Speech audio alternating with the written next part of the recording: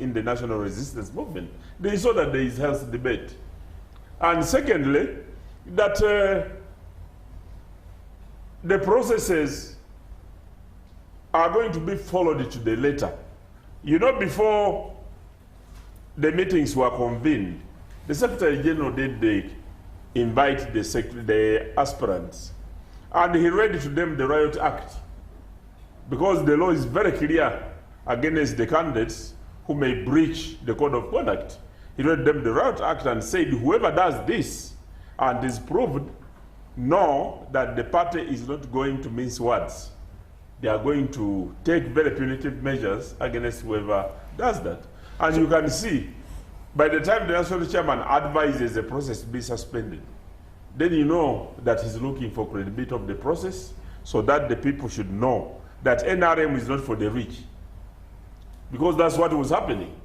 That the rich will come in the race, buy off everybody, yet the people who sacrificed their lives in order to fight for the national resistance movement, they were the villagers of this world who sacrificed their lives, remained in the bushes.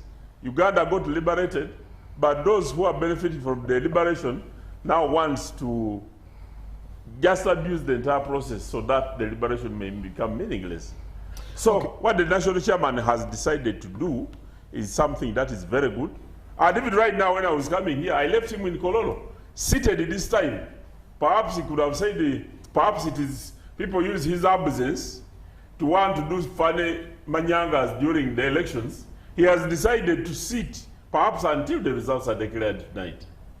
And we're going to come back to the point you've made of money, and we'll come to that point. Let me come to Honorable Namugga. Honorable, when you look at this process, especially coming all the way from last week on Wednesday, it will be concluding tomorrow, seeing some people come out of the elections, Captain Mike Mukula seceding and saying, you know what, I'll support Echodu. You also see Honorable Chiwanda coming out. What do you make of this process of the NRM? Actually, I should say I want to congratulate all colleagues. You know, when it comes to politics, much as we subscribe to different political parties, we are colleagues in this assignment of leadership. And I also congratulate those that have really managed to stand in these turbulent waters. Because when you look at, I should say, Honorable Kadaga said the humiliation that some of these ones go through. Much as the Honorable Dombo has told you, he awards himself for an 80% performance in what has transpired. And he has told you, you know, because of, there is no evidence, it's just an allegation. But one would wonder, because it tells you it has been a live broadcast, everyone sees what is happening in Kororo. And this is the very reason as to why some of us who are not delegates to the party can comment to them. So I should say, this election communicates a lot, especially to the young generation. Because we've never seen people who call themselves veterans in this game cry tears. When you look at the comments of Mike Mukura, I think he withdrew with a lot of, you know, with a lot of, I should say, anger. Because somebody might assume that it's because it was out of goodwill and wish for the good of the party, but it wasn't the case. When you look at the likes of Chiwanda, he withdrew because he did not have the money to sustain the whole process. When you look at the youth who were complaining about, you know, we've been here for quite some time. Some of our colleagues have gone back as delegates because they did not, I mean, they have not been given enough resources to keep around. All the monetization of politics that has taken place in Kororo communicates a lot to the future generation. I saw who will say, you know, whatever has transpired, whoever is part of this game, our generation cannot sort out this mess. We only leave it to the generation to come. And for him, for Dombo tells you, you know, NRM, we are trying to show the public that it's not about money. Anyone can come and join the race. But the country has watched. And even the chairman of, I should say, of the party. You know, sometimes some of us are hesitant to mentioning NRM as a political party. At times it seems to be a person is NGO. But I should say, for respect, a party. The chairman himself came out and said, I have never seen this corruption. The corruption that has been seen in this current delegates conference has never been seen somewhere else. And actually, for me, I was wondering, why couldn't he call off all these circus? Because when you look at the mess that is in Kororo, and the president also not says that, you know, a lot has gone wrong, instead of calling off a few positions, say for the Entrepreneurs League and those that were stayed for the youth, but I think it has been announced, Tanga's son, much as the youth complained, and they were like, really, this is conflict of interest. How can you stand for such an election and you are the one to announce, even if he had all that support? It's hard for the public to believe that, you know, Tango Doi can allow a son to lose an election. So this communicates volumes to the country in regard to, number one, the sustainability of politics when it comes to those that don't have resources. People have been telling you who said he has never seen sacks of money moving around, and all this has happened around Kololo. So for us who have just joined the politics, one would wonder whether we can keep up with the pace. And if this has been done in the NRM, you know, this happened in the youth elections, you saw, and they were like, you know, the opposition, you were crying all around, but you failed to mobilize. We said you'll see it. It came to their primaries. They had 421 petitions. That was a communication that in almost every district, at least they did not have less than 4 petitions in every district. So one wonders, what is going to happen in the 2021 election? Don't you think this is going to, first of all, it is going to cause fear to those who had, you know, come out to express interest in different positions?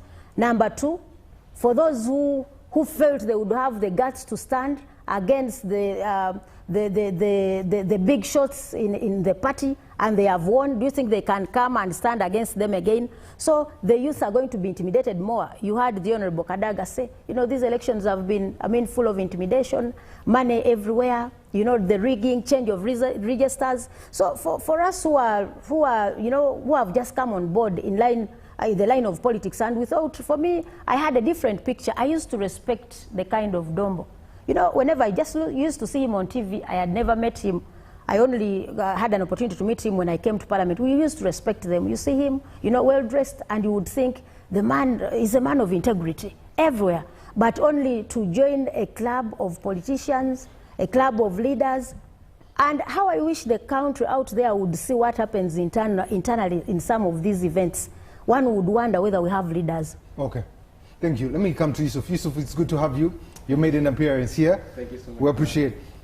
Let's zero into... Do you move in order, or you're okay to go with what somebody who can define it? No, it's okay. Doctor is part of the panel. It feels unfair a bit to have a latecomer. Doctor is part of the panel, so please. No. When you look at the special interest groups, about of this 7 have been declared. The Entrepreneurs League wasn't. Only 2 have retained, meaning 4 have come in. Actually, 5 have come in.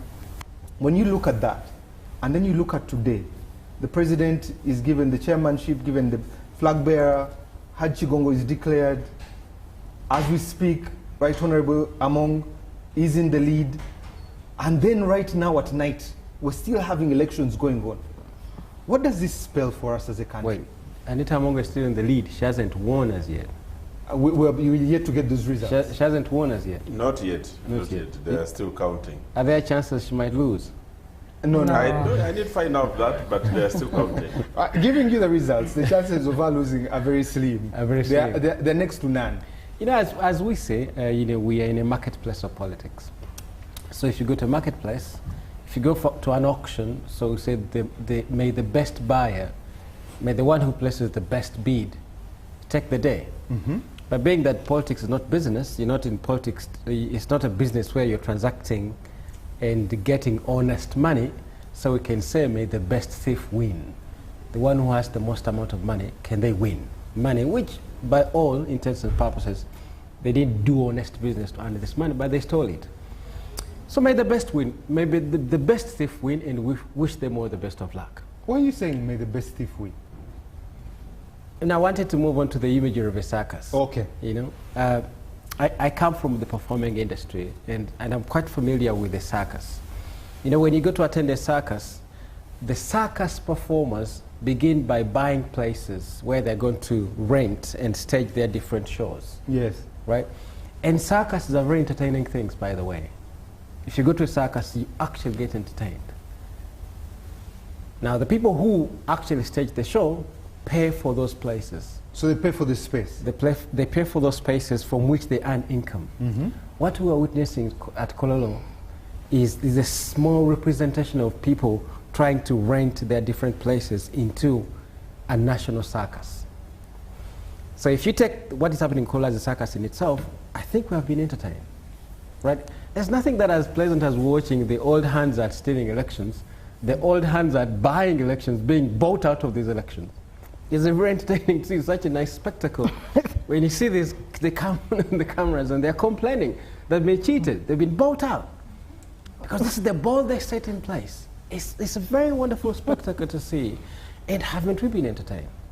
So this, if you take this as a macrocosm, we're looking at they're buying plots for the bigger circus.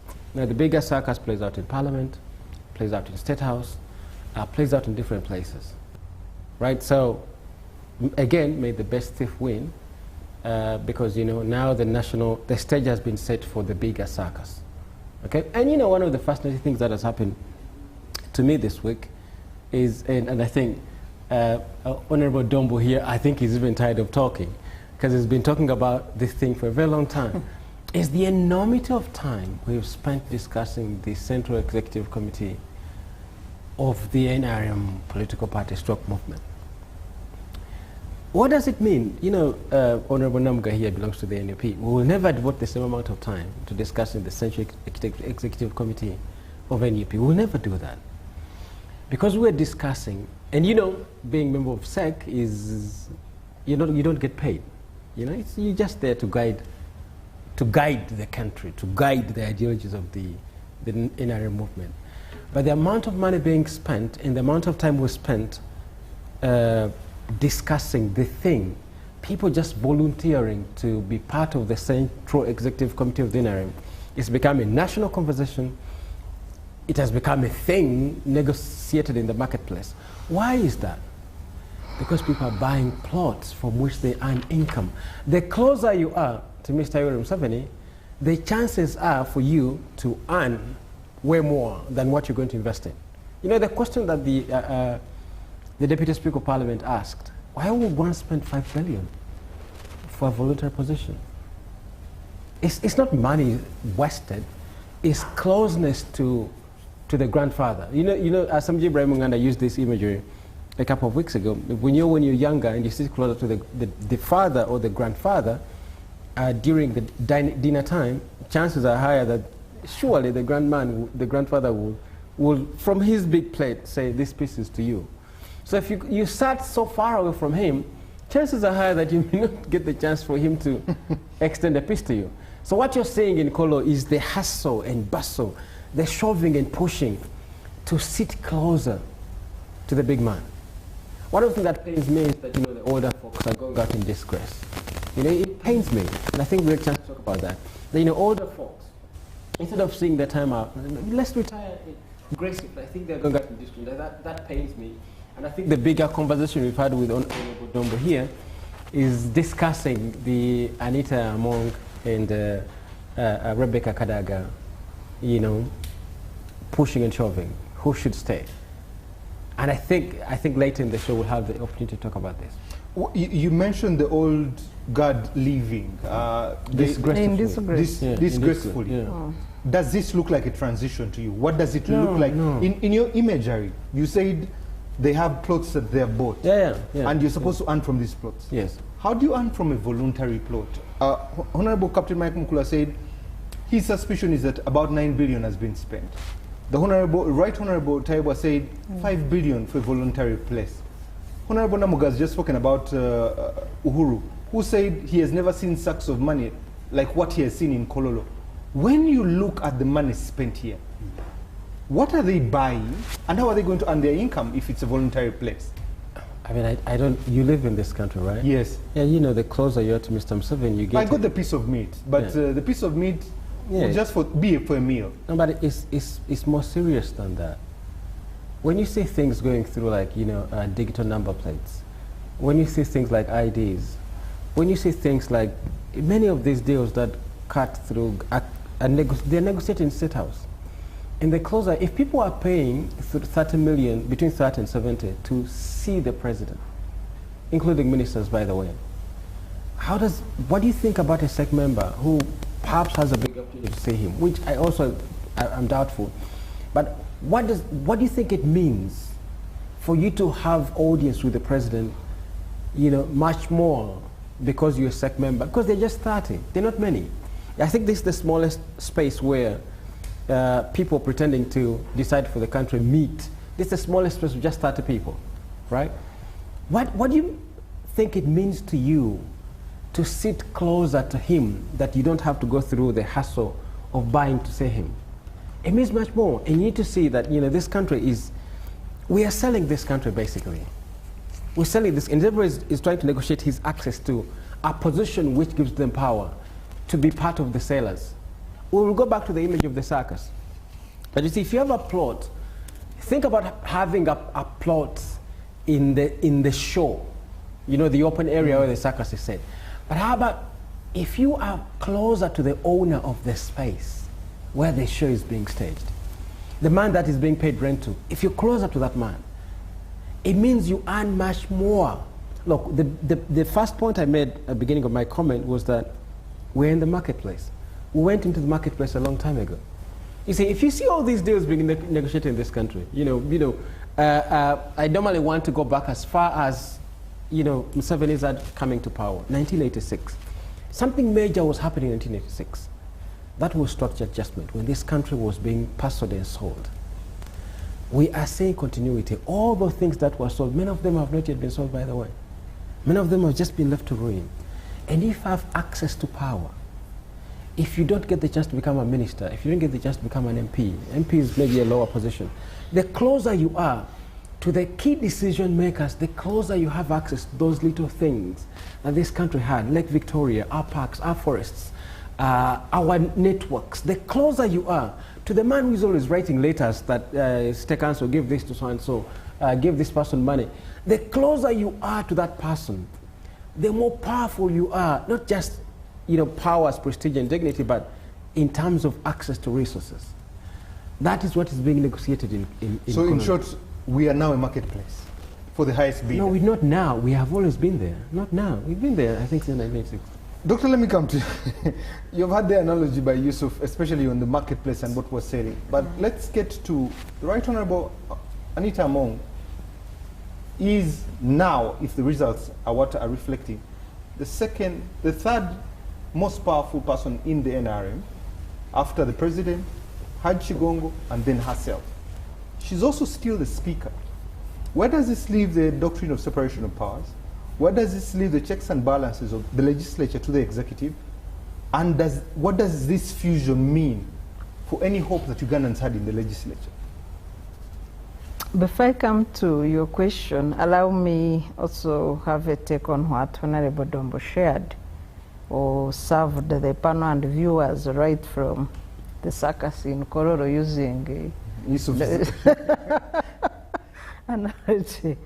Because Honorable Dombo, other than the numbers which come about because you divided some districts and multiplied the number of delegates, I don't know what would be there to celebrate.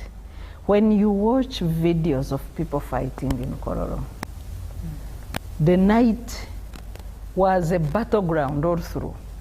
The youth where allegedly a lady won, and then a gentleman was announced after so many pulling out of the race.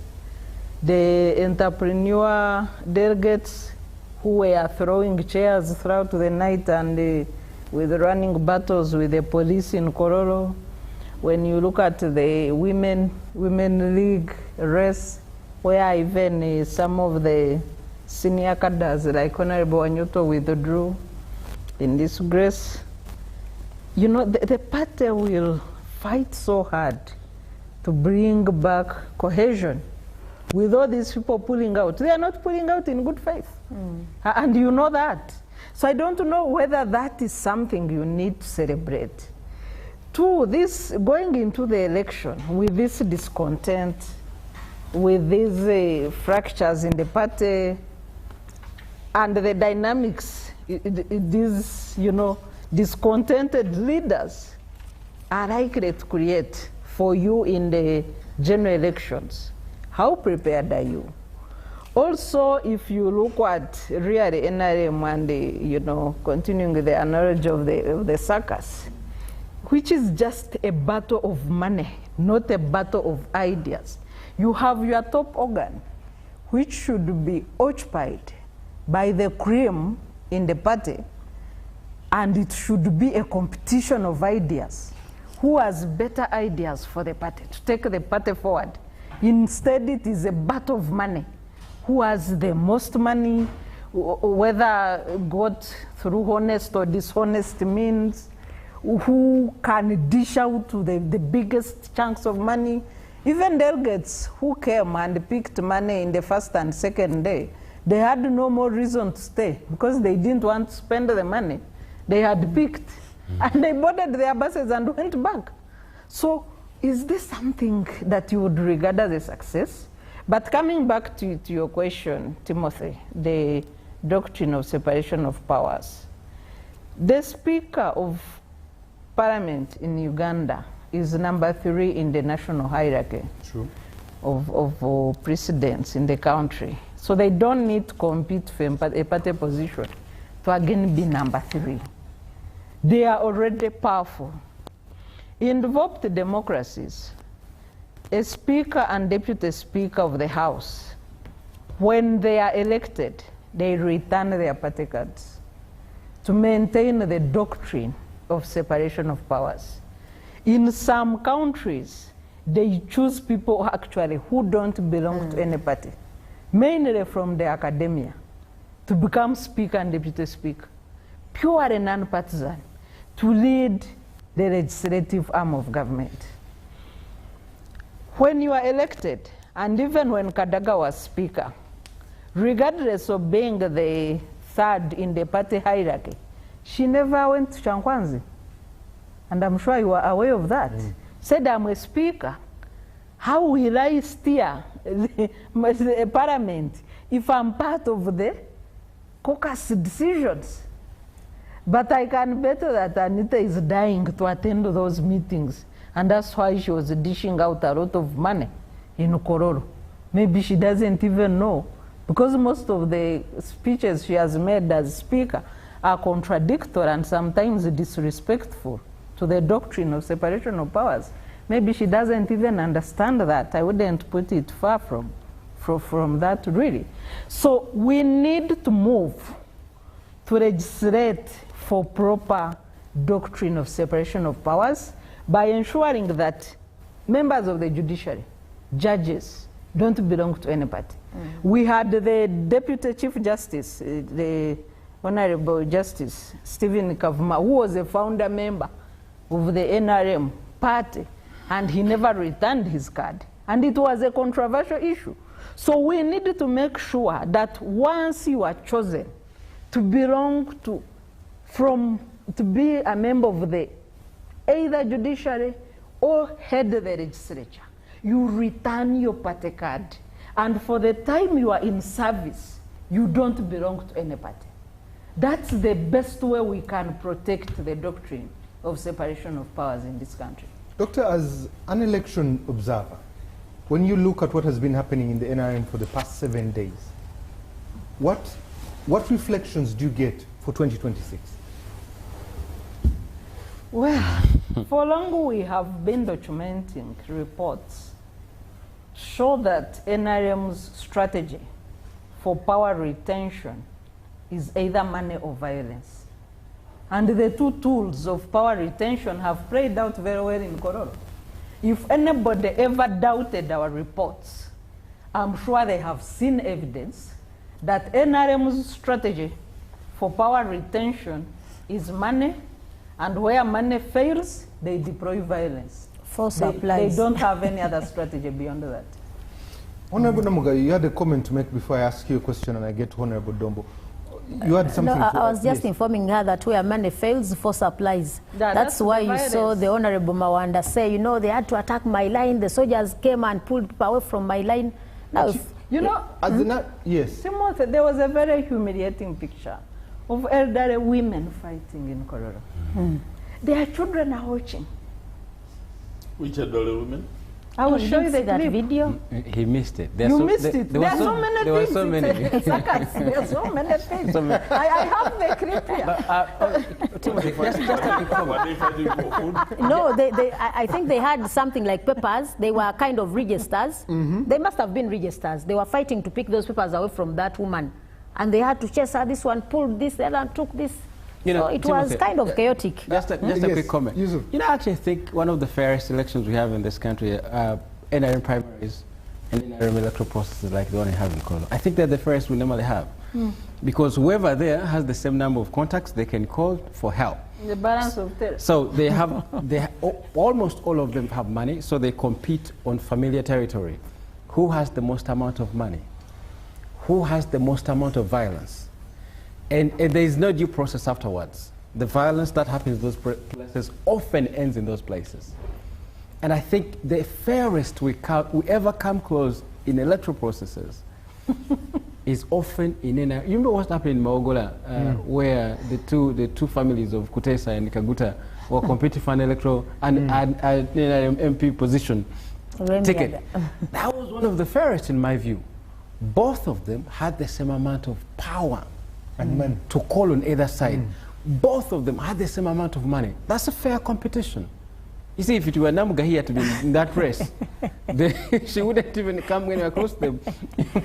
But that's the fairest stuff. And you see, the problem for us as a country is that because that's the fairest they know, that's the fairest they take to the country, to the larger national spectrum. You bring something interesting, and I'll come back to that one, because after money and power, who do you call on to? Who's your 9-1? Honorable Namugga, when you see the scenes in Kololo, and you are going to be a player in the national elections, both as a national unity platform, but also as a political player in Magogola South, does this concern you? Because this can play out in the national scene. Actually, it should not be a concern of Namugga alone. But you've seen even our own colleagues in the national resistance movement. You saw how they came up to petition their own party when they were handling their elections in primaries of the NRM. So people used to think that the violence only takes place with the side of the opposition.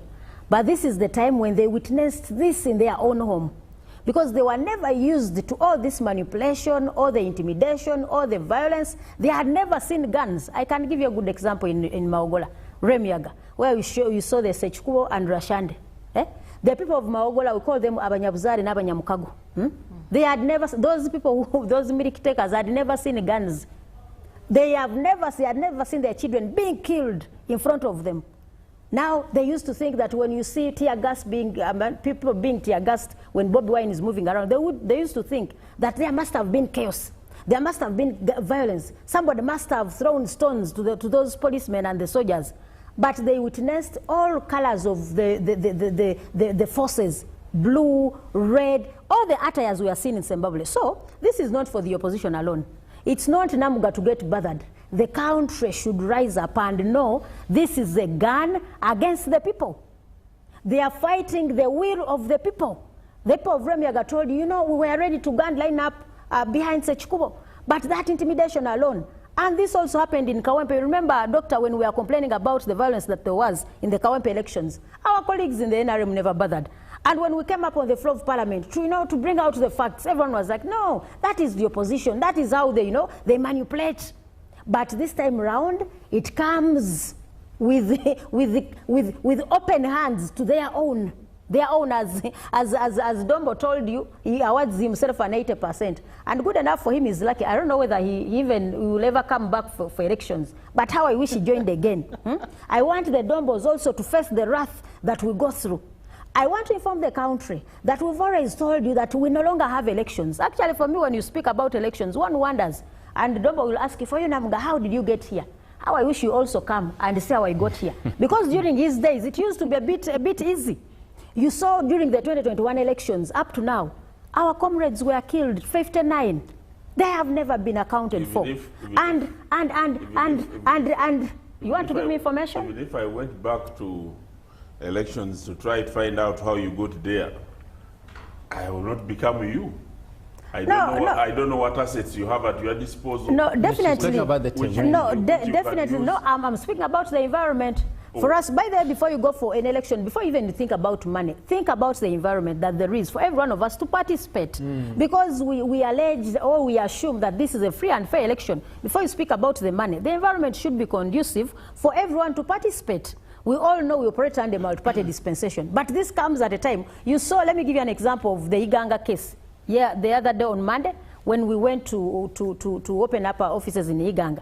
We never informed everyone because we knew the moment they get aware of that event, it would never take place. But you see, the moment we got there, they had to mobilize. People were beaten. Tear gas was brought out.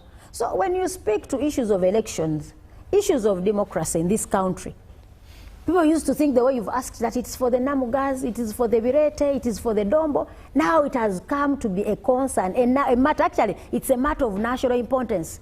Whoever is interested in the leadership of this country should also come to know that it is now our duty, everyone's duty, to start bringing out these issues openly. We must have an open debate about the trend of events and where we see this country before the 2026. The NRM elections that you've seen, he has called it a circus, and that is true. These have not been elections. But whatever you've observed in Kororo, even the head of that institution called NRM, I doubt whether he will sleep tonight. He must have sleepless nights today. Because I don't know what is lingering within him and how he has observed everything happens. But I credit the Right Honorable Kadaga. You know, whatever she brought out, I knew. She was aware that she's not going to win. She was aware that because of all the manipulation, all the vote rigging, all the money that has been given out, she knew she was not going to win. But what she did, if I'm to use the current language, she has exposed the NRM very, very properly. She has exposed them. Because she was like, if you have been given an iPad, you are a chairperson of a district, you go back with the iPad. Do you think you'll ever go to anybody and solicit for a free vote? You've been given an iPad. You've been given a phone. And when you get back to wherever you came from, everyone is aware that you were in Kororo to share something. So for you, if you go down to ask for an election from anybody, would you think people would accept any vote without money? So that means this has cascaded down at all positions, whether you saw sometime back when people were asking, but why do else one chairpersons invest a lot of money in politics? We saw chairpersons of villages, else one, somebody using these many cars, somebody putting up posters, and one would wonder how, if you invest that so much money in an else one election, what are you going to get out of it? So this comes back to every one of us. It's high time we got concerned about the affairs of this country in regard to leadership. And if I may ask colleagues, my fellow panelists, do you think time to come we shall remain accountable to the people? Because this has become a transaction. It's a business. Let me come to Honorable Dombo. Where did you lose it as the National Resistance Movement? Where are things falling apart? Well, I'm surprised that those people who fight against us and stock up all sorts of ills against the NRM seem to be getting more concerned about NRM. Because this party... For us, in NRM, we have demonstrated that power belongs to the people. You have seen veterans and generals of the army losing and being beaten by people who are underdogs without any money. So you cannot come here on the media and begin talking that people are losing because of money. Which general are you talking about? General Jim Mwezi. Mushabe is a lieutenant. He's a veteran. Yeah. And when we so who is more senior than the other? If we're to talk about that, not behind the curtain, we also know the powers that are behind, just like Serunkuma is talking about. There is money behind Mushabe. I don't know unless you know and you tell us. But may I want to tell you, you go to the NRM primaries. We have had ministers being beaten by primary school teachers. Would you call that they are being beaten because of money? Go and look at the return of ministers who have lost and tell me the people who have beaten them. You know, people have come here on media and they have got isolated incidents. Honorable Kadaga won in the elections last time. It is not the first time she's competing. Actually, I was in SEC, and the SEC wanted to protect her. And she refused herself. How was SEC going to protect her? She said they wanted it ring first because in SEC you vet. SEC has the authority and power to vet a candidate out if they choose and they have justified reasons to do that. She refused. And this is not a secret. So what is she be talking about? So she competed and won. So she has just been subjected to the same democracy. Democracy has got vagaries, has got effects. And in the democracy, you either win or you lose once there is a competition. So NRM is practicing democracy. There may be excesses, which we shall deal with internally. But somebody to come here and vulgarize the processes taking place in NRM and you say it is nothing, with people being elected from the grassroots up the national level, I think that would be extending the jokes too far. For us as a party, we know there have been challenges in some situations. They inflect the elections of the youth yesterday. They fought.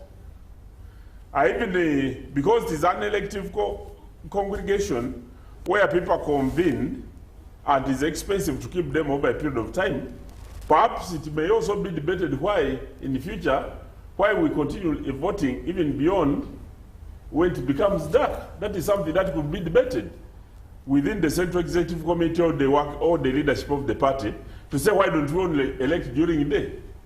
The question would be, if the process has started and hasn't completed, would people be willing to say, let us sleep, we shall begin from there the following day? Even if they chose to do that, who will meet the costs? These are the challenges that we have as a poor country. Even lining up. I've been in Colola and I've seen lining up.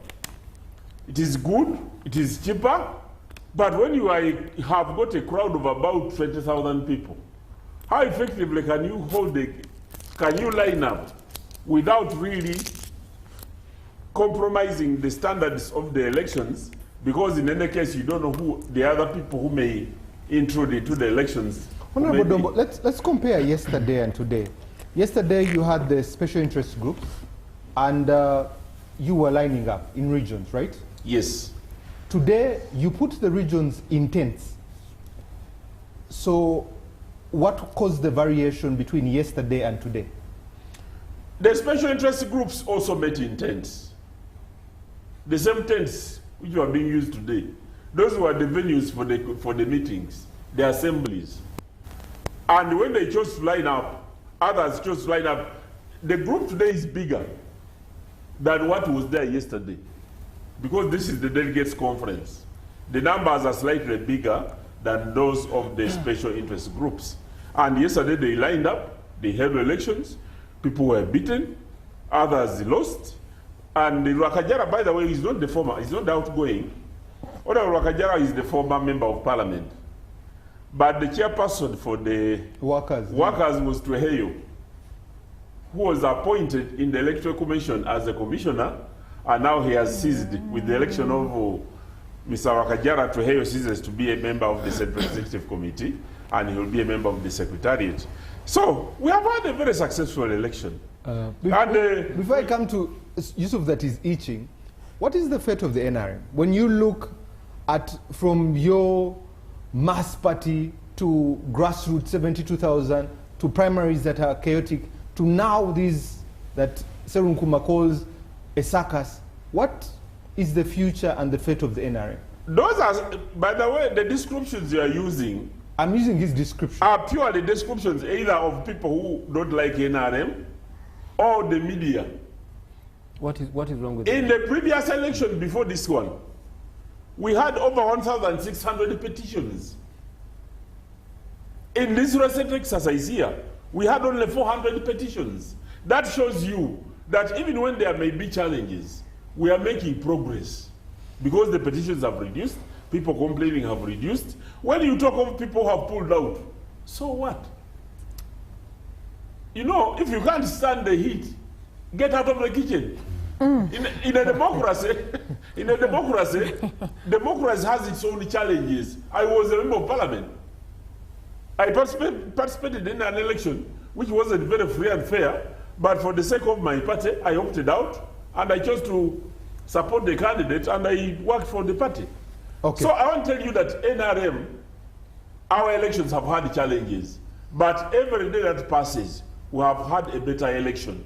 I want to tell you that out of this exercise that is just being concluded, we are going to make lessons. We're going to learn lessons. Last time we did not have a register, now we had a register. Last time the use of money was not as bad. This time the use of money was more because of moneyed people who entered into the race. But with the suspension of the exercise and what the Central Executive Committee is going to do, NRM will remain on the track.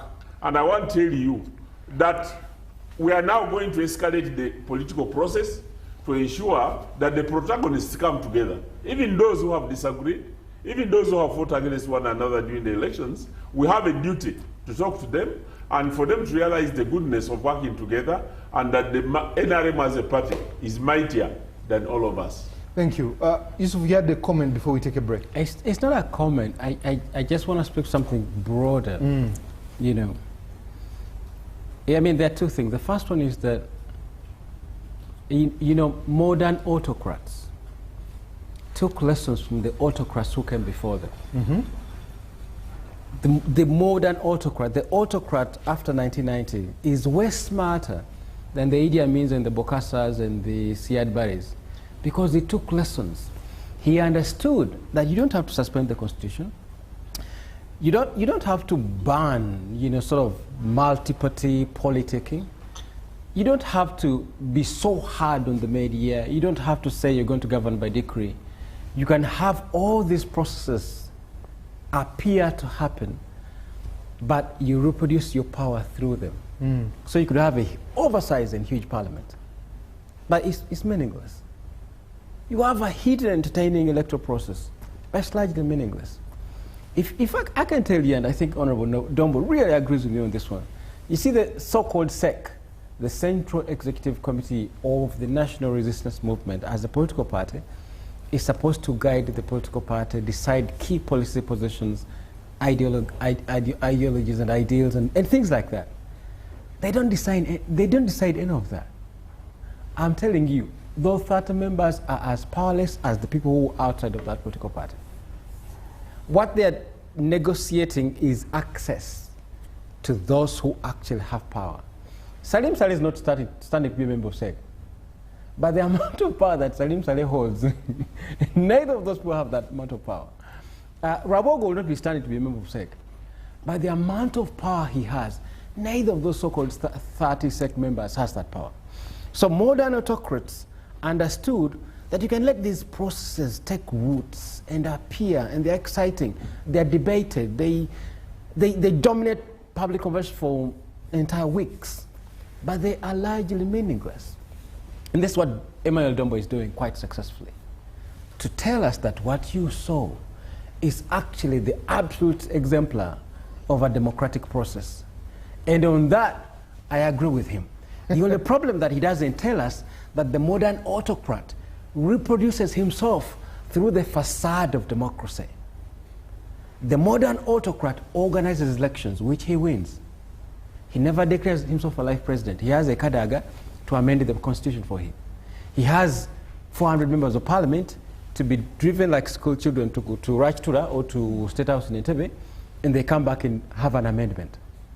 That's the modern autocrat. The modern autocrat understood that the constitution is a piece of paper. An electoral process, not the one who lies, but the one who counts. And you saw the genius of our friend Dr. Doitanga. He's very good at counting. It's not the one who is lying, it's not the one who is taking, but the one who counts. This is why Museveni will guard with his life the position of the chairperson of the Electoral Commission. It is him who has to decide who should be there. So the modern autocrat knew that if you have these bombastic pronunciations of governed by decree, no constitutionalism, no parliament, no media, they're largely meaningless. The modern autocrat, or Emmanuel Dombo's chairperson, knows that you can actually have life presidency through the facade of democracy. Let the things happen. Okay. Let the noise be made. Let me read some feedback that has come through here. Good evening, Timothy. Thank you for the show. I want to thank Dr. Sarah and Dr. Serunkuma for the detailed analysis. Let them break down for us the scramble and partition of SEC. Is it true that they never get paid? No. something joyous must be hidden under this sick thing. This is Muzamiru watching from Bunyangabwa. Okay? Whatever you're seeing in NRM is an indicator showing you the fall of the empire, and Ugandans should start to pave way and clear to know exactly what is happening. This is Paul in Busheni. Okay, thank you, Paul. Thank you, Timothy, for the show. This is Vincent in Toro. I just want to congratulate all those who emerged victorious in this exercise. Those who lost should concede defeat and rally behind the winners for the unity of the party. Okay? Mufumbiro C says, I want to thank my Elias from Busoga and the heart from Mike Mukula there. Thank you for the show. The fact is that NRMC contenders have switched the polls to bribery grounds, but as concerned people, to Riku grounds. Okay, thank you very much for being on ground. I'm Huntington. What I can say is, Ugandans, let us focus on our families, but elections in Uganda will bring us a lot of heritage. I wish it was possible to announce the presidential elections before the voting, because what we have seen in 2026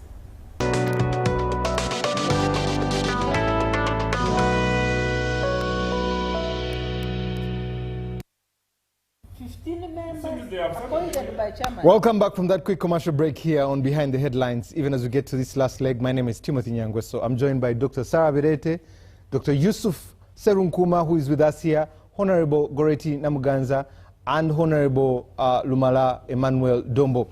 We did invite the Minister of Cabinet, Dr. Chris Bariumusi, but he is in a hot seat in Kololo as we wait the results that are happening there. He's vying for Vice Chairman Western for NRM. We also did invite Rakajara, who has become the chairperson of the Workers' League, and both of them are still in Kololo running the rest there. But let's jump into some of the conversations here. But let me read these three messages. One, this is a gentleman, Agaba Osbat from Isinjiro. I think what is happening in the NRM elections is an indicator of signs and symptoms of exploitation of the little NRM that has done in 40 years. Surely the truth is that there is nothing else lucrative in the NRM government can do for this country just to leave a bad legacy behind and burden the government, burden the next government with rule and debt. Okay. All loans, all this money borrowed from the World Bank and development has disappeared in these elections, and it has been invested in politics. Okay. It's very unfortunate that people like Honorable Dombo used to defend the rotten government. I wish he had another job as a civil servant. We'll tell his grandchildren about.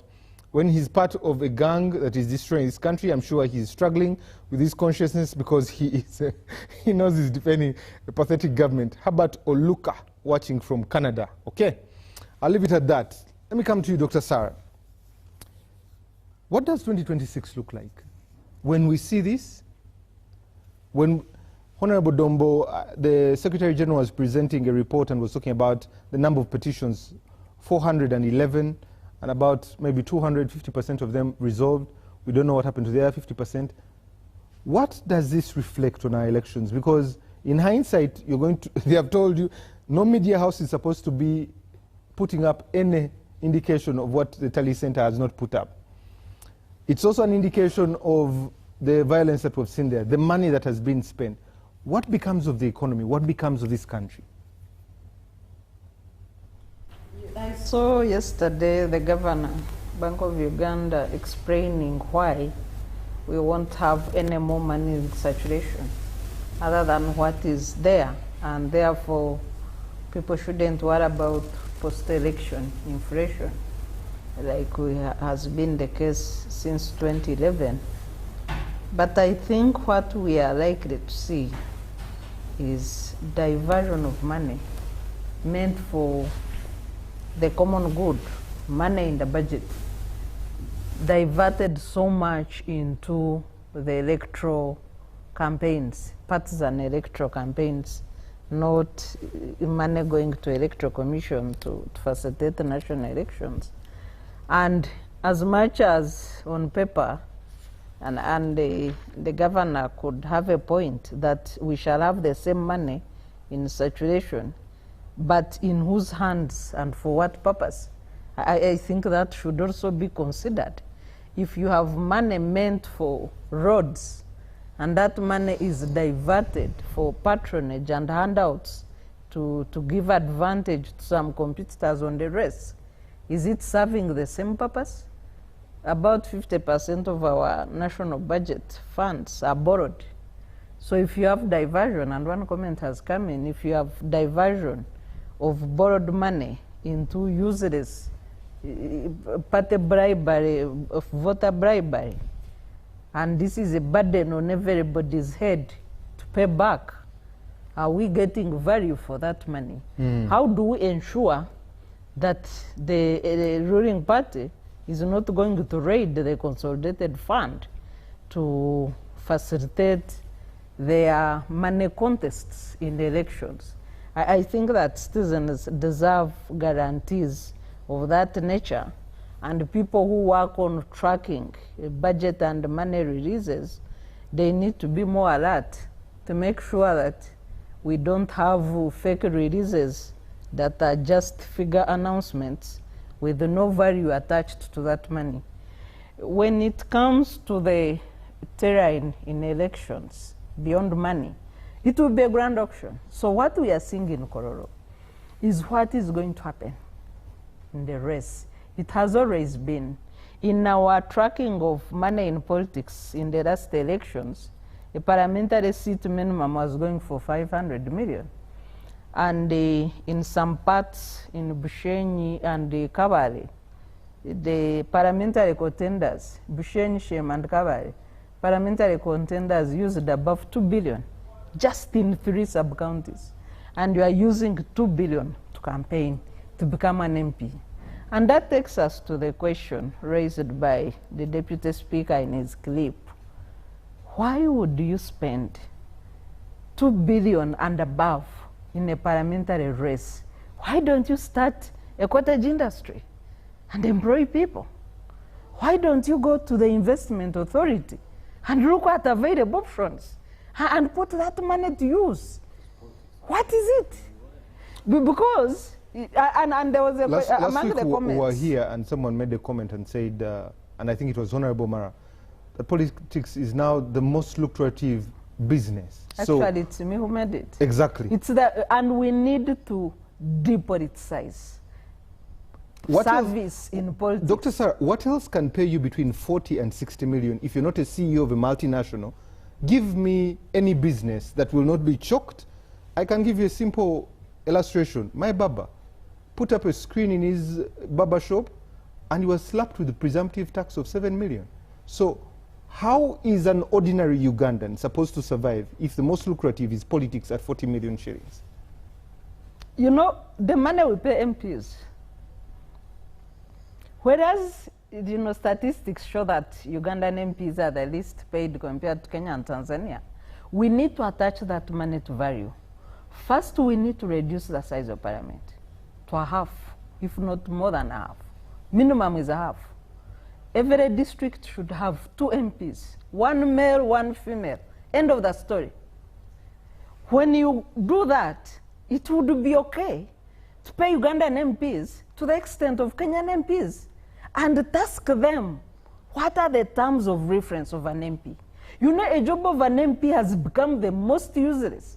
Some of them don't even bother to attend committee meetings. Some of them don't bother to attend plenary.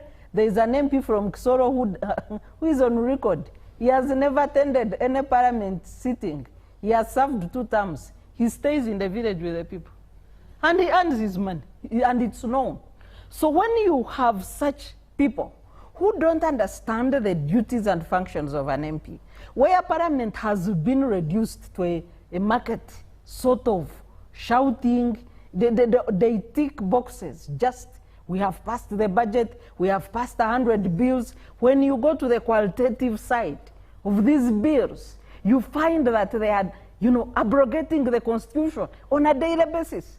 All these laws that have been put to test in the Constitutional Court have been found wanting. So when you go to that, they don't do research, there is no time to speak. 2 minutes here, if you are giving us 2 minutes, we wouldn't make any point. You know, they need to overhaul Parliament, overhaul their regulations, and remove the circus element from that house. and make it quality legislative, function for the people. When you look at the violence, where NRM will be threatened, and it's good we have the NUP, one of the NUP senior leaders here, where NRM will feel threatened, where their money fails to work, they are going to deploy the military. They are going to abduct opposition supporters. They are going to torture people. This has been the trend since 2001. These are 25 years of increasing electoral violence in the country, unaccounted for, unpunishable, and nobody is bothered to address the trend. So in opposition strongholds, expect violence. Where media will be critical and balanced, expect raids in the media. Expect raids on civil society organizations. The opaqueness surrounding the electoral process. I've seen funny stories regarding procurement for the digital biometric elections. But the Electoral Commission has stopped transparency by blocking civil society. Nobody knows. I see that I see news, I don't know how far true it is, that a fake company has been procured to bring biometrics on the directives of people from Attorney General's office and State House. So which media house has covered the tendering story for biometrics that regarding elections by Electoral Commission? Have you seen any adverts? I haven't seen any myself. And we are blocked from that transparency. So expect opaqueness surrounding the work of the Electoral Commission. And that's how the elections will be in 2026. So, Yusuf, let me come to you. And it's a question I posed to you. There was the regime of the Right Honorable Chintu Musoke, there was Honorable Budani Sali, there was the Right Honorable Sekandi, came down to the Right Honorable Amama, Right Honorable Rugunda, Right Honorable Kadaga, Right Honorable Justin Lumumba, Honorable Frank Tumwebaze. Now we have the Right Honorable... Who are those you're reading? I'm reading how we had a Prime Minister, we had which speaker, and gradually it has been changing in the tax that have been in the ranks of the NRM. If you look at Chintu Musoke coming to Amama Mbabazi, is there a looming transition? And where is, if we're missing anything here, what's smoke screen and what are we missing about this picture? So, I mean, I'm going to go back to the modern autocracy. Yes. So the modern autocracy, when it's younger, when Museveni had just come, he enjoyed the idea that there could be vibrant debate. And Yusuf, for your information, I've just received information. The Right Honorable Anita Among has won. That's not information, my friend. That's not information, my friend. That's old news. I mean, when the autocrat is younger, yes, there was the facade of debate was higher.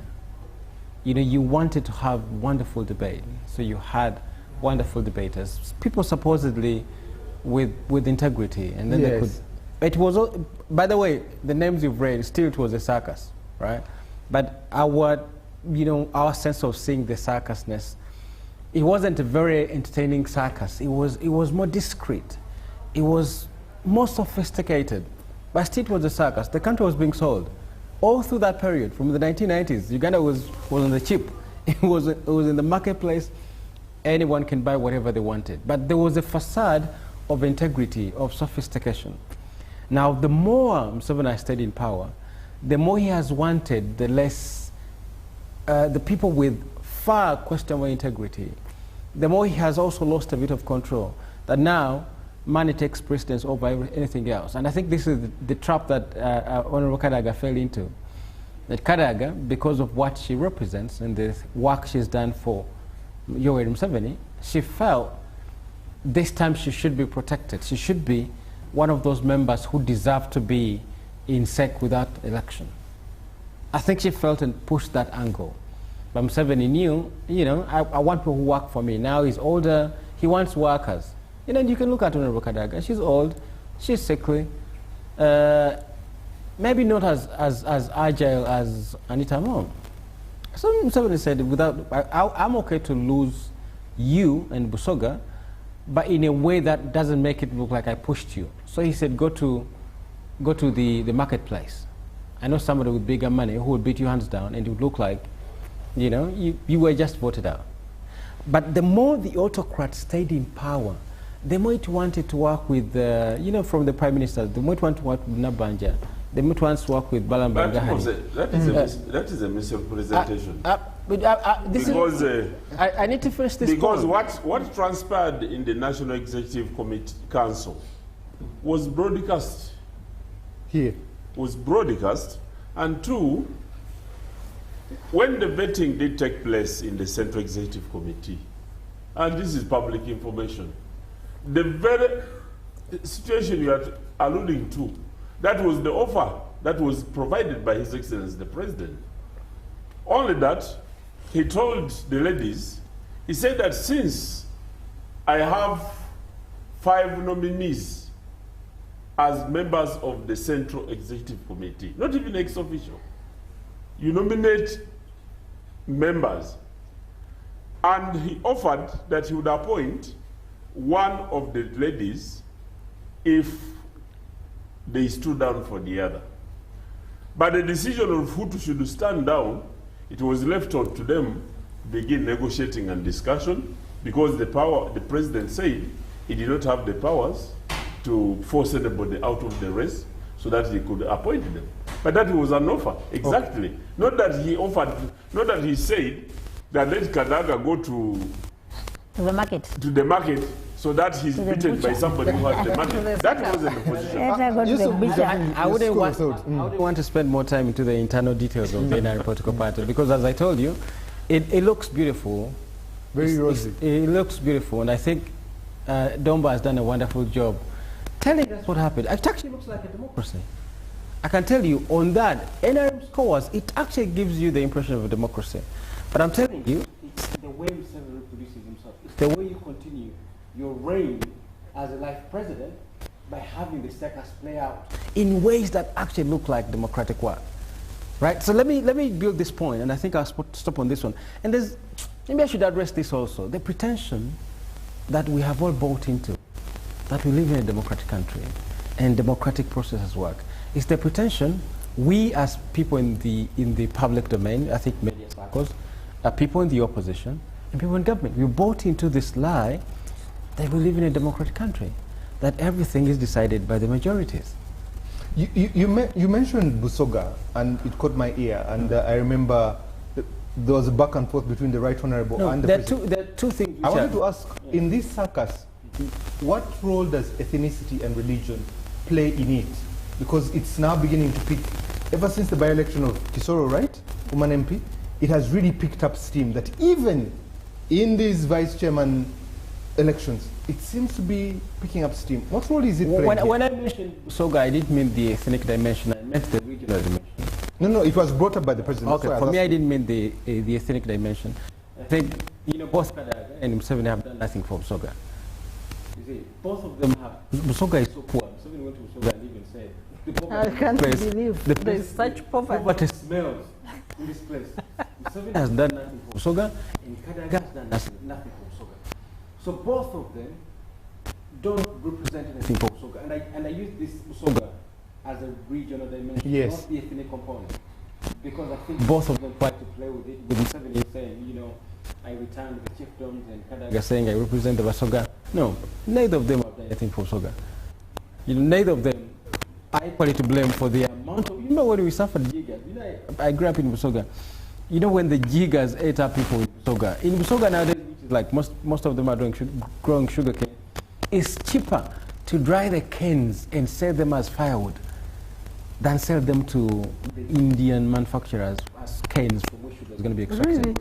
It's way more profitable to dry them and sell them as firewood. Really? That's what Kadaga and Museveni have done for Busoga. So all of them claiming, Busoga, there's nothing. They both, let down Busoga. So there's no dimension to it. But just as the region has been used and the lake has been sold off. But the point I wanted to make is this. The pretension, the facade of democracy, we have all bought into it. We have all bought into it. Honorable Namugga here, even after understanding that this election is decided by forces beyond universal suffrage, you will still go and participate in it. I think we're exhausted. Our creativity is down. We're failing to think outside the facade of democracy. The Dombos have bought into it. They're happy to go in Kololo, vote a SEC, which they know this SEC is useless. There's zero power in this SEC. I'm telling you, power which determines NRM ideologies is decided by people who don't even want to be a state in Kololo. State House, as an institution, is way more powerful than whatever SEC pretends to be. But everybody buys into the circus. We go there, we spend money, we enjoy it, we fight for it. It's exciting, and this facade, you know, when you know, my friend here, not honorable, Dr. Sarah Maldombo called him honorable earlier. When she says that you need reforms, the reforms she's talking about, they can't be implemented under this system. These are not reforms for this system. These are reforms. You see, by politics nowadays, like I think for the last 2 years, I've been pleading to Yoweri Museveni to give Uganda a chance to build afresh. I've been pleading to Mr. Museveni that he has to give Uganda a chance. What should I do? Yoweri Museveni has to give Uganda a chance to build afresh without him. Because everything now is tied around him. When you see these fellows fighting in Kololo, they are fighting for who is closer to Yoweri Museveni. Who gets absolute, unlimited, or uninterrupted access to this man? Because this man has turned himself into the only project productive in Uganda. You see, how did politics become the most? You see, our dreams nowadays, when you ask young children about their dreams, they dream about becoming politicians. Because it's the most productive thing. And you know why? Because Museveni has denied Uganda a chance to build without him. And you see, that really hurts me more than anything else. Because it's the reforms you speak about. If you have a smaller parliament, then Museveni has to go. Because the growth in the size of the parliament is for the benefit of Yoweri Museveni. It's a channel through which he throws money at the Namuggas, at the Dombos, at the others like him, others like this crop. It's the channel through which you throw money at the elite. So the people who, and I think for folks in the opposition, folks in Dombo's party, and I think myself and Sarah, who really want reform for this country, we need to beg Museveni, because we can't beat him in an election. We're not going to go to the bush to fight him. There are no bushes to go to, unless we sit back and wait for him to die, but which will be even more catastrophic. We need to beg him that you have become the single most project in this country. The pushing and fighting in the manner you see in Kololo is so that these people can have access to this man. You mentioned something about thinking and creativity. What are the creative options we have to get this country back on course? Is it of course? Of course. Yeah, definitely. Of course. I'm relating to what he's saying. You know, I don't have the creative options. I think that would be arrogating too much part to myself. I mean, what I can say for now is I think we need to ask Yoweri Museveni to give us a chance. So you're begging? To create without him. Because we can't beat him in an election. We can't fight him. We have, at least we've been trying for the last 40 years. There are no bushes to go to. You know, and you know, nobody's going to support you to fight him. You know, people fought back in the 1980s because a foreign force had power to support you. We have never, by the way, as a country, we have never removed the president on our own. From Obote to Idi Amin to the Lutuas, we didn't remove these people. It was foreign forces that removed them. We have to talk to this man, I'm telling you, because he is the only project viable, and people in Kololo are fighting to get closer to him. Honorable Namugga, coming to you, you are part of the legislature. When you look at your leader now, the second national vice chairperson of the NRM, and if I'm to go by anything that Dr. Sarah said, she will be vying to get into caucus to discuss some of these things, or SEC to discuss these things. Where does it leave you, like the legislature, another arm of government, where does it leave you? In trying to pass things that are benefiting the Ugandans? First of all, I want to a little react to Dr. Salah's submission in regard to issues of governance versus the money and the budget. You know, one of the areas where government spends a lot of money and an area that takes or consumes the biggest percentage of our budget is governance and security. And when one sees the direction that we are taking in the line of governance, we doubt the the value for the money that we do spend in the line of governance. And governments seem we seem to have invested much in governance. But when you look at the report, the current report on human capital, the Human Capital Review report, it's only 39% of each of us's potential that has been put to use, meaning that close to 61% of your potential has not been tapped into. So, and the other thing is about that narrative that, you know, MPs, being a member of parliament is the biggest business one can invest in. You know, I bet, colleagues, when Museveni president was in Kololo, he said members of parliament don't like the citizens of this country. They just move around the corridors looking for money. They have never liked them. He has made that statement. I don't know whether you've seen it go viral on social media. He said members of parliament are very useless. Instead of, you know, coming to parliament to legislate for the people, they just look for money all around. And colleagues, if you do observe members of parliament after exit or after end of their term in parliament, just do a research on how many of them survive out there. So I would like to inform the country that Mr. Museveni sometime back during the State of the Nation address said that members of parliament have turned themselves into government. And I want to ask every one of us who can afford and who would love to turn himself or herself into government. None of us can afford it. But because there is a gap somewhere, you find MPs buy ambulances, you find MPs supply drugs in hospitals, you find literally MPs doing activities that ought to have been done by government. So I should say, but you know where the trend, you know where the problem comes from. You can. I've been a member of parliament, and I know. You know, the challenge is that in a desire to undermine an incumbent, every aspirant promises to do things that the incumbent is not doing. And they promise even before they become members of parliament. They say he should have brought an ambulance. If I go there, I'll bring an ambulance. They even buy ambulances, some of them, before they become members of parliament.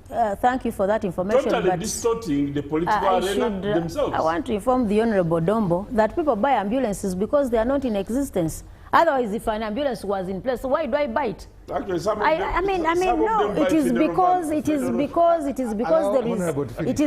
there is a gap to be filled. He should accept, but that out of a crisis, you know, out of a crisis, public crisis, people come in to do what government ought to have done. So, you know, when it goes to service delivery, we should accept government has not done much. That is why MPs have ended up carrying out activities that ought to have been done by government. And, you know, Sarah, you need to investigate on this. For me, I find it as a weakness on our part. Because if we did our part as MPs, there is no reason as to why we would have gone into issues of distributing money to people. Just imagine if people got the, you know, the hospital care that they ought to look out for, if we worked on the roads, if we supplied the water, if we gave the basics that people would want, do you think giving out money would have been an issue in the current environment? But because we look out for the cheapest ways of, you know, quick fixing, and we've ended ourselves into that trap of, you know, serving and doing activities that ought to have been done by government. When it comes, when I come back to the legislature, I've always told you, Parliament has never been independent. Even before becoming a member of SEC for the Right Honourable Anita Among, you have seen every time we come to moments of budgeting, every financial year, the very head of state calls these different committees to State House. When it comes to times of passing bills in Parliament, you saw the coffee bill. In the morning, you have a different report. Afternoon, a different report. In the night, the report changes. The next day, you have a different report. Because the head of state has called members of Parliament of the NRM in State House to give a direction on how he wants things to flow. You saw the UPDF amendment bill. People started in a very good way, independent. I mean, with a lot of reasoning. It ended somewhere in a different corner. You remember the saga of rationalization of entities, agencies, where people started to allege that, you know, UNRWA has given money, so-and-so has given money. But all this, you cannot start to allege that Parliament has ever been independent. Never. Directives have always been, given from State House. You saw, I wrote the Right Honourable Anita Among's submission when she was today in Kololo. She said, I thank the head of state for entrusting me. I thank you, Mr. President, for entrusting me with the speakership. I have done my part without antagonizing my chairman and my party. But these come from a speaker. you've not antagonized your chairman, you've not antagonized your party, then really can one allege that we have an independent parliament? So it all comes back to every one of us to get concerned. If we say that we have these three arms of government, you know, the doctrine of separation of powers, have we ever witnessed in any angle an independent parliament? You remember the time when the SFC came to parliament and it beat members of the opposition, and the speaker had to run away and eventually come back. When she was asked, you know, when we informed her that, you know, Speaker, in your absence, the SFs were in this house beating people, and you know, the videos went viral. She said, hey, are you sure the SFC has been here? I'm not aware. I'm not aware that somebody, we had an intruder in-house. But I mean, that happened. Honorable Namugga, if you as a member of parliament are lamenting, then what should Ugandans do? No one is lamenting. Because, no, let me ask. Because you are the representatives of the people. We do represent. Absolutely. My dear, you do represent the people, but you must also appreciate the power of numbers. You know they have over 359 members, actually even beyond. And you also know that because the head of state, with the virtue of the powers given to the head of state, to some extent he misuses his powers. Tell me a law that tells the head of state to bring SFC in parliament. So what do you want me to do? You saw the other time when it came to the UPDF amendment, we decided to leave because we can no longer handle the humiliation and the beating in parliament. It's not, you note down, you'll submit on your part. It's not that we are lamenting. But I mean the crisis, you remember it was in the 10th parliament, when people were beaten. What did you want them to do as members of parliament? I've told you reports change day and night. What do you want me to do? You've also observed this. So I should inform the country that, I mean, this crisis concerns... Is walking out the only option you have? No, but on several occasions we've remained and at the end of the day it doesn't make sense. Why do we become party to? Why do we help them walk the journey to making laws that, you know, are against the people? What do you want us to do? So I should inform the country that whatever is happening in parliament is so absurd. We are also concerned as leaders, and everyone knows we always allege that this is a people's parliament. Actually, if there is an institution that a common person can lean to, it would have been parliament, because every one of us there alleges that we are representatives of the people. Meaning that we ought to have, you know, legislated, we ought to have budgeted or appropriated on behalf and in the interest of the people of this republic. Unfortunately, we have these of our colleagues who are ready to use all arms at their disposal, whether shooting people, whether beating, using public resources. I mean, they can do it at leisure because they have the power. What do you expect us to do? Honorable Dombo, the president has condemned corruption. Even when he came today, he condemned corruption, condemned the use of money. Even when the Right Honorable Taiwa got up, he talked about 5 billion. Even when Honorable Mike Mukula was pulling out, he talked about 9 billion. You talk about commercialization of politics. You talk about money. You talk about stopping it. At what point do you stop talking and start walking? Timothy, the issue of corruption is a very big vice that must be dealt with all determination. But corruption keeps changing. That's why when our friends were in parliament, they approved the money for Honorable Namugga, but they turned against him. But until that became public, nobody would believe that Honorable Namugga could be accused of benefiting from such. Even when he had taken the money and he was asked, he was denying. But his money, which had been approved by these people here. But they always come here to talk about corruption because they want to impress the public. The members of the opposition, I told you here on the media that they will never boycott parliament. These members of parliament, they are given free lunch. When teachers are not given free lunch.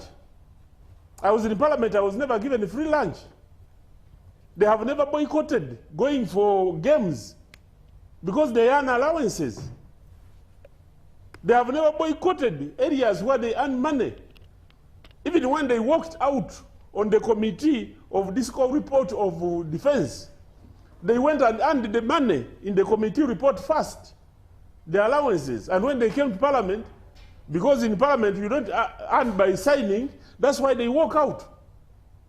But if they were in Parliament like we used to be in the 6th and 7th Parliament, where we could only earn the days that we have met, they wouldn't be doing that. But they come here and pretend. So, I want to tell you, corruption is bad. We must deal with it. But our friends here have not been honest. They come here and lament before the public, but when they go there, they are beneficiaries. How come when they're earning salaries, they have never come here to tell us how they negotiate together with the members of Parliament of NRM? They go and hide and agree and discuss in their budget in privacy. And when they come out here, they come and pretend that now they are talking on behalf of their people. They don't. I was a member of Parliament.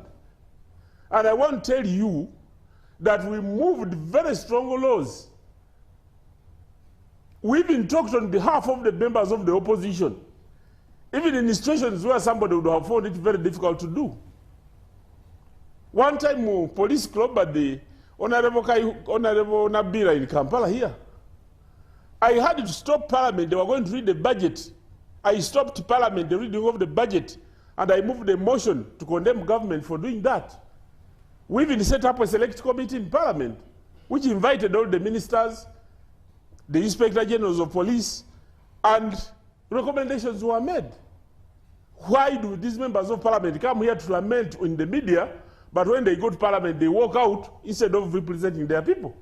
This is pretense. So, I want to tell you that corruption is bad, that we must tackle it.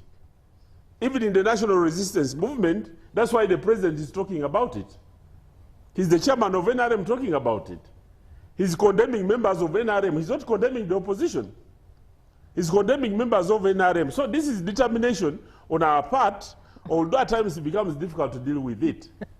But I want to call these people, you know, so for Parliament, we need to work. Let me tell you that Parliament, in order to fight corruption, it is the only institution of government which was given the law, the protection, and the type of mandate which nobody else has. Parliament has the power of court to summon, to cause to appear, to present documents. You go and read the Public Accounts Committee reports and see the recommendations that they make. You just know that they get compromised themselves. These committees are chaired by the opposition. Go and read and see the recommendations that they make. When Honorable Alaso, because she was a born again, was chairing Public Accounts Committee, they brought for her money in Parliament, 200 million. And she refused it. Tell me any member of the Public Accounts Committee, of these members of the opposition who are there, who has ever surrendered any money. You think they don't bring money to them? You seem to be massaging politics, Honorable Dombo. No, I'm telling you that corruption, we must fight it, but you must demonstrably be seen to do that. And when you tackle government, you don't tackle government by complaining on TV. You go and move motions. Me, I moved a motion against government when Nabira was beaten. And the select committee was set up. Honorable, let's come back to Kololo. If we're looking at Kololo just itself, yes, please. 3 members have talked about 5 billion, 9 billion, money being spent, allegations of delegates receiving 300,000. Your president, our president, your chairman has stood and said, we need to end this. Why are you not fighting this vice? No, the chairman has said it. Now let us wait and see what the chairman is going to do. There was a walk. You have done everything. The chairman, 21 anti-corruption bodies. The chairman has said, let us see what he's going to do. Then secondly, he has put up an investigation. Let us wait, because those are allegations. Honorable Mike Mukula talked about 9 billion. Who can quantify it? Somebody else here has talked about... But where you see smoke, there is most likely fire. So why are you not finding the fire? No, you don't fight fire by throwing stones or complaining on TV. Fighting fire, you must get evidence. You must get people who are willing to testify. Even those who are doing the investigation. You see, corruption, why it is very difficult to fight. It's because corruption itself is sweet. And it's even sweeter for those. It is sweeter for those who are supposed to fight corruption. The judges, if they are not corrupted, They're supposed to fight corruption. The police, which takes statements, must fight corruption. The prosecutors must be cushioned. Government has tried by enhancing the salaries of the judicial officers. Government has tried by enhancing the pay of the DPP's department. Government has tried by trying to invest in technology and training of the people who investigate. But the cycle, in order to complete, even the people who go to testify, this may not be part of the government process, but the people with the evidence, they must be willing and not ready to be compromised. Okay, government is trying. At what point does the government stop complaining about trying? Yes. You know, Honorable Dombo, today, as it reminded me of Kemko Ali and Saddam Hussein's regime. As young people, we thought Saddam had really prepared to push back against the American invasion because of the propaganda by Kemko Ali, only to be discovered in a hole like a rat. So when NRM came to power 40 years ago, point number 7 among the 10 points program was fighting corruption and eliminating all forms of abuse of office. I want to ask Honorable Dombo, there was a clip by your colleague from SEC, outgoing member of SEC, Honorable Wanyoto, when she said that she was among the people who advised your party chairman and President Museveni to address the short-term needs of MPs through bribery of the 100 million in order for them to pass the UPDF Act. Have you ever addressed such conduct in SEC? And what actions do you take? Because all your leadership is involved in compromising and weakening the legislature. And how do you then expect to fight corruption, a means that you use to keep power? I can respond to that. You know, it depends on what the confession, if it was what she was intending to achieve. I was a member of parliament. I have been a beneficiary of a contribution by government to help members of parliament to overcome their loans. A bribery? And I was a commissioner. As a bribery? At that time, let me tell you what happened during our time. Members of parliament took loans, and there was a Chinese company which offered to buy them. But unfortunately, they couldn't, because when we told the president about it, he said that he cannot allow such a thing because it would compromise the leaders if a private an outside company comes in to do such a thing. So because of what happened, the president said, he quoted the Kinyankole proverb. He said, you can only kill your ass with your own hand. He said it in Kinyankole. He said, because this is our problem, because of the recklessness of our leaders, we shall come in to help our leaders get out of this, but we must get a permanent solution against it. The president has done that. He has helped the churches, church leaders. He has helped the religious leaders whenever they have challenges. He has helped business persons to bail them out whenever they have had challenges using his executive powers, but that may not necessarily become corruption. To say what Honorable Wanyoto said, that he gave members of parliament pass a bill, I have never come across such a thing, and I would definitely condemn it if I had heard about it. If I may finish my submission, the president went ahead to put it in writing on his blue-headed papers, saying that you Ugandans who are condemning the 100 million, don't you receive money from foreigners? I hope you remember that letter as well, which was a... But the point on corruption, 40 years in power, NRM cannot fight corruption. The only issue when NRM people, including their leader, speak like members of opposition is when they are talking about corruption. They speak as if it is opposition and they are going to capture power and do some miracles. They cannot. Who said this opposition we can take about corruption? Because of time, we're going to each get 2 minutes of parting shots, and I'll start with Dr. Sarah, Dr. Yusuf, then I'll go to Honorable Goreth, and lastly, Honorable Dombo. Your parting shots, I will come to you, and then Honorable Dr. Yusuf. Well, as an actor broader on governance, attempting to promote constitutional governance in Uganda, I would be happy to see parties improving their internal democracy practices, which would, in the end, improve democracy at the national level. So when you watch things like what is happening in Kororo, it's a very depressing process. It makes Ugandans lose hope. It will increase apathy on the young people, most of them who are voting for the first time, about 45 million. Some of them might not even show up, which again weakens the electoral process or electoral democracy that we are struggling to build.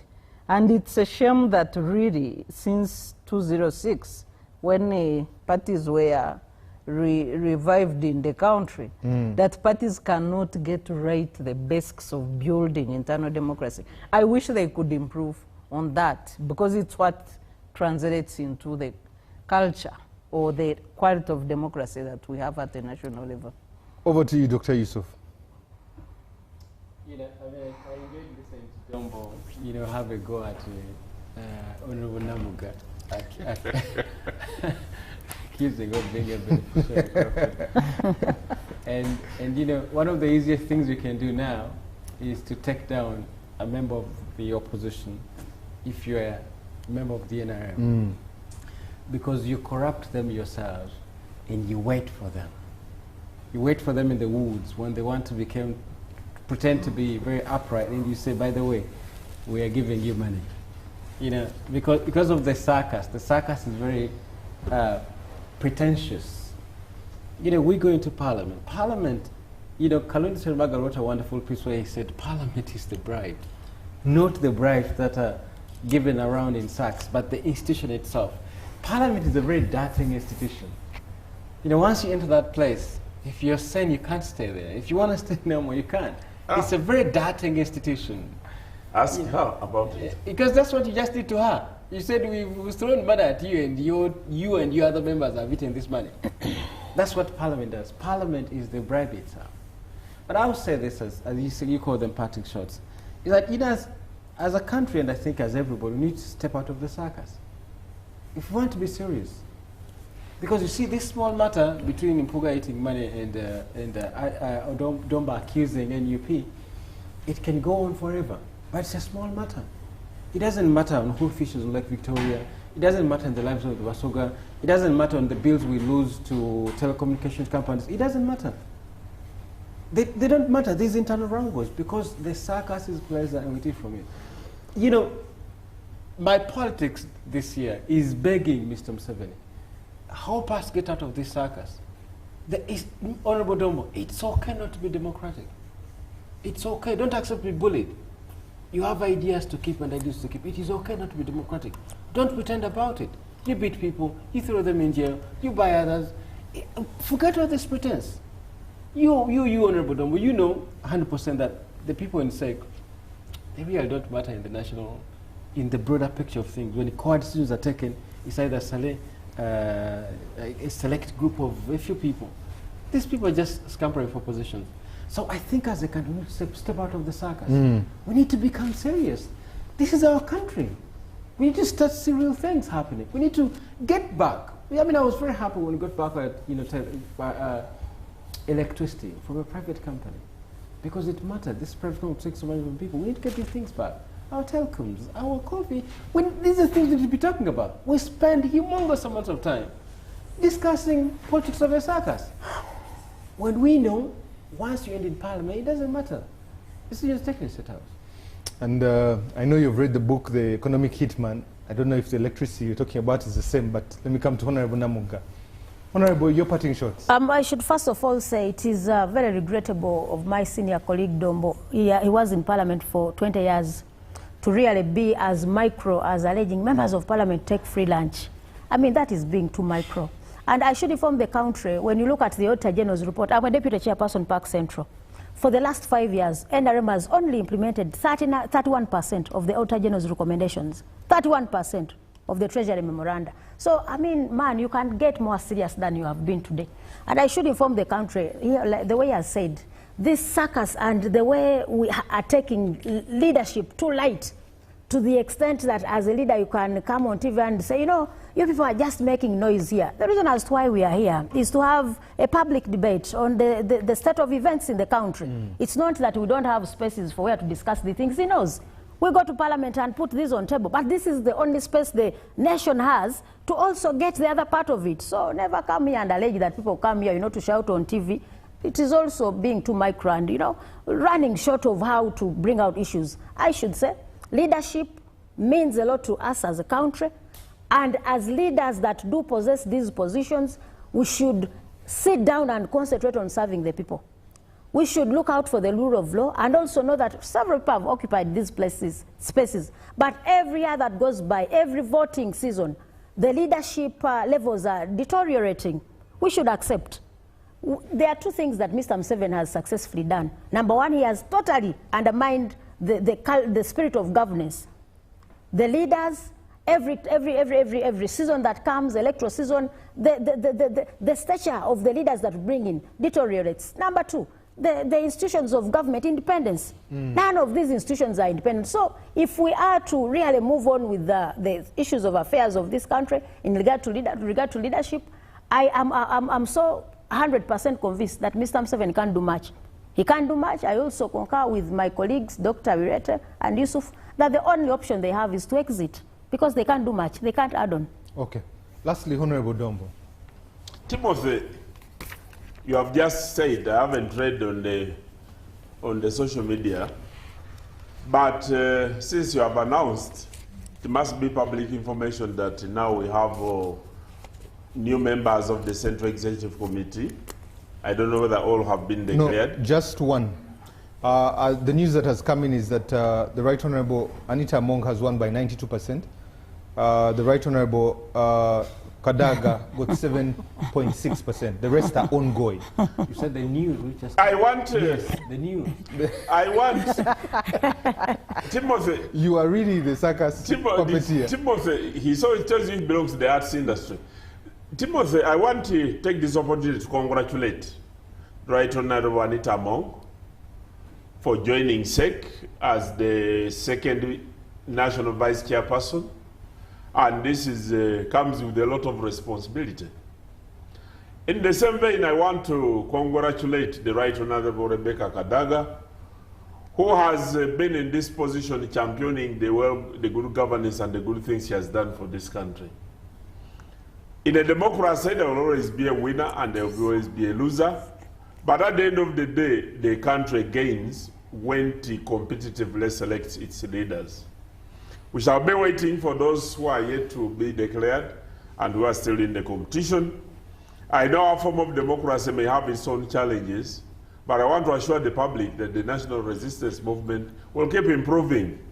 We take criticism not in bad faith, and we want to tell you that don't attack us also in bad faith, because we're either limited by resources, either human resources, or competences of the people doing certain things that they should be doing. We are operating in the same political spectrum. Okay. I want to thank everybody, but I want to call on members of parliament, and those especially in leadership, that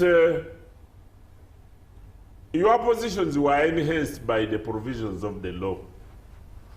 Coming to cry about numbers not being enough or having lesser numbers, you can convince people across the aisle. I moved so many motions when we were convincing the members of the opposition to join us.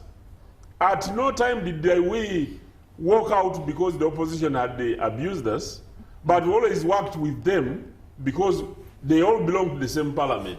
When we talk about the things that benefit them as members of parliament, they come together. They should also come together to talk about things that benefit all Ugandans. Okay. That's the only way we can improve the governance in this country. Let me read just 4 messages here. A very good night, Timothy. I'm Jasper from Ruaga. Today I have seen and confirmed in the innermost personalities of the leaders through the strikes and demonstrations. And my question is our country ready to stomach this kind of democracy alleged patriotism, they are among and must have the church to reveal what the country's plan moving forward, okay? David from Mbale says, I think Uganda is building a new comedy store in its elections. I think you are agreeing with Dr. Yusuf here. Malinga also goes on to say, he's from Mbale, the issue, NRM, I myself, since I was young, up to today I've supported the party, but NRM is starting from the village up to Kololo elections. Is a business, for example, my LC1 flag